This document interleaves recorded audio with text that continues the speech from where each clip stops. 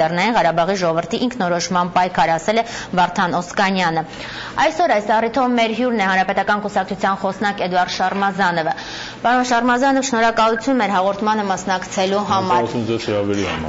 Ինչպես եք վերաբերում Վարդան Օսկանյանի հայտարարությանը, կուզենք դրանից սկսել։ Սերժ Սարգսյանի ելույթում հակասություններ կան թե ոչ, եւ ես այն երեքը նշեցի, որոնք պարոն Օսկանյանի կարծիքով անհրաժեշտ է շտկել։ Գուցե սկսենք հենց առաջինից։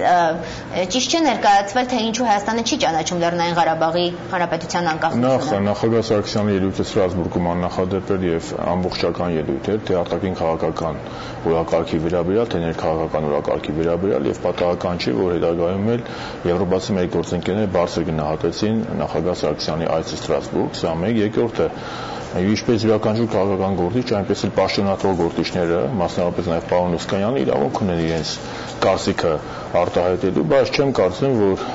ճիշտ է կամ իրավացի է Կազանի հանդիպումից առաջ որոշակի շահարկումներ կամ ճշգրտումներ անել կամ շահարկել նախագահի իրականացրած մտքերը։ Ես կարող եմ նրա ելույթում վտանգավոր ոչինչ չեք տեսնում, որ հետագայում շտկել հնարավոր չի։ Առհասարակ գտնում եմ, որ նախագահ Սարգսյանը համայն հայության եւ Հայաստանի եւ Լեռնային Ղարաբաղի հայության իղձերի ներկայացնող եւ իրականացնողներից մեկն է, թե չասեմ պես գերագույն գլխավոր հրամանատար մեկ, երկրորդը պարոն Օսկանյանը խոսեց 3 կարևորագույն հարցի մասին, ես կխոսեմ համառոտակի, իջրավեն տարածքային ամբողջականություն, ապա երբեք Հայաստանի իշխանությունները որևէ 3 վարչակարգի օրոք, այդ նաև երբ որ պարոն Օսկանյանը արտգործնախարար է, չեն վիճակել Ադրբեջանի տարածքային ամբողջականությունը, բայց մի բան պետք է բոլորի համար հստակ լինի, որ Ադրբեջանը եւ Ղարաբաղի վեճը դա ոչ թե տարածքային վեճ է, դա ազգերի ինքնորոշման վեճ է եւ ԽՍՀՄ-ի փլուզումից հետո այնտեղ ԽՍՀՄ համառությամբ եւ ՄԱԿ-ի կանոնության համաձայն Լեռնային Ղարաբաղի ժողովուրդը օգտվելով ազգերի ինքնորոշման իրավունքից անկախացավ եւ այստեղ մենք գործ ունենք ինքնորոշման իրավունքի հետ եւ նախագահ Սարգսյանի ելույթում դրված միտքը շատ հստակ է։ Ինչ վերաբերում է երկրորդ մտքին, նրա հետ կապված, որ իբր թե Ադրբեջանը պատրաստ է, մենք պատրաստ չենք, խոսքը դրա մասին չի եղել կամ պետք չի շահարկումներ անել։ Ես ընդհանրապես ասեմ, Դովիլյան հայտարարության մեջ 3 նախագահները ԱՄՆ-ի, Ֆրանսիայի եւ Ռուսաստանի նախագահները նշեցին, որ պետք է հասարակություններին պատրաստել խաղաղության, ոչ թե պատերազմին, եւ երկրի նախագահը վերահաստատեց, որ Հայաստանի հասարակությունը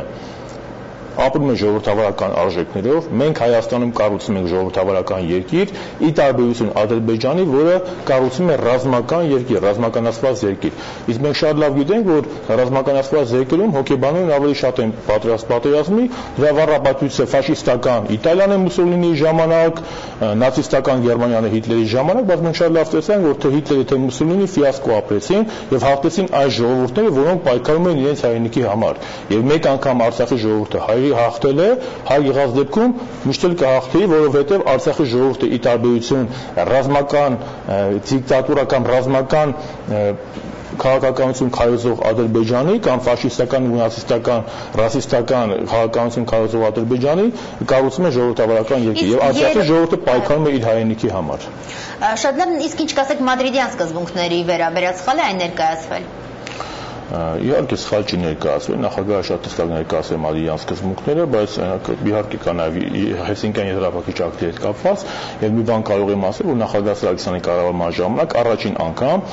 միջազգային փաստաթղթերում ամրագրվեց ազգերի ինքնորոշման, ժողովուրդների ինքնորոշման իրավունքի որպես պարտադիր կամ արտահայտություն եւ դրա մասին առաջին անգամ հայտարարվեց Աթենքում 2009 թվականին եւ հետագայում արդեն նախագահները եւ համանախագահ երկրների ղեկավարները խոսեցին դրա մասին։ Այսինքն նախագահ Սարգսյանի կառավարման 3 տարիների ընթացքում մենք հստակ առաջընթաց ենք ակնկալել, առաջընթաց ենք արձանագրել Լեռնային Ղարաբաղի եւ Ղարաբաղ-ադրբեջանական կոնֆլիկտի կարգավորման ուղղությամբ եւ գնում ենք ճիշտ ուղղությամբ։ Եվ նաեւ կուզենք այսօր բավականին մեծ թվով հայտարարություններ են եղել, որոնք զգուշացնում են, դատապարտում են Սերժ Սարգսյանին, որպեսզի նա այնտեղ որևէ փաստաթուղթ չստորագրի։ Ինչ է տեղի ունենալու Կազանում։ Կլինի նման բան թե ոչ։ Չեմ կարծում, որ պետք է Ղարաբաղը պաշտպանել Սերժ Սարգսյանը։ Սերժ Սարգսյանը եւ այսօրվա Հայաստանի քաղաքական իշխանության մեջ կանգնած շատ մարդիկ, նրանք իրենց քաղաքական մկրտությունը ստացել են Արցախյան պատերազմում եւ Արցախյան հերոսամարտի կերողներից ոմանք են եւ գրողների ղեկավարներից են, ինչպեսին նաեւ մեր երկրի երրորդ նախագահն Սերժ Սարգսյանը չի անի այնպիսի մի բան, որը վնասի։ Ես վստահ եմ, որ Սերժ Սարգսյանը կանի ու արել է միայն քայլեր, որոնք բխում են մեր պետական ու ազգային շահերից։ Դուք ասացիք Սերժ Սարգսյանը չի անի մի քայլ, որը չի բխի Արցախի ժողովրդի ինքնորոշման իրավունքից, որը կհակասի Արցախի ժողովրդի ինքնորոշման իրավունքին։ Դուք ասացիք Սերժ Սարգսյանը համայն հայության իղձերի իրականացնողն է, իսկ մենք գիտենք, որ համայն հայությունը միայն երազում է ազատագրված տարածքները պահպանել, այսօր Սերժ Սարգսյանը խոսում է փոխզիջումների մասին։ Համայն հայությունը շատ լավ գիտակցում է, որ ցանկացած կոնֆլիկտ, այդ թվում նաև Լեռնային Ղարաբաղի կոնֆլիկտը լուծվում է նորմալ կառուցողական փոխզիջումների արդյունքում։ Նույնիսկ խորհրդային միությունը, որը հաղթել է երկրորդ աշխարհամարտում, Պոցդամի կոնֆերանսում գնաց փոխզիջումների, բայց մենք խոսում ենք փոխզիջումների մասին, այլ ոչ թե միակողմանի զիջումների մասին։ Միակողմանի զիջումները մեզ համար ընդունելի չեն, մենք խոսում ենք միայն ու միայն կառուցողական նորմալ երկկողմանի փոխզիջումների մասին, որը ընդունված է ամբողջ աշխարհում։ Շնորհակալություն մեր հաղորդմանը մասնակցելու համար, իսկ մենք շարունակում ենք թողարկումը։ Սերժ Սարգսյանը զինվորական դատախազի